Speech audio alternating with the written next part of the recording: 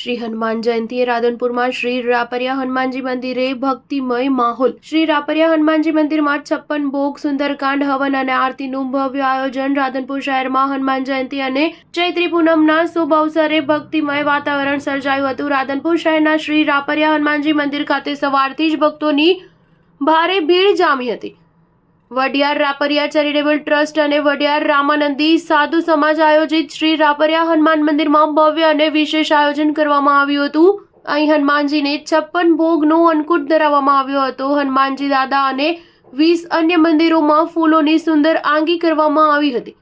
મંદિર પરિસરમાં સવારથી સુંદરકાંડ અને હવનનું આયોજન થયું હતું। ત્યારે રાધનપુર નગરજનો અને રામાનંદી સાધુ સમાજના ભાવિ ભક્તો ખૂબ મોટી સંખ્યામાં ભક્તોએ દર્શન કરી સુંદરકાંડમાં અને હવનમાં ભાગ લીધો હતો।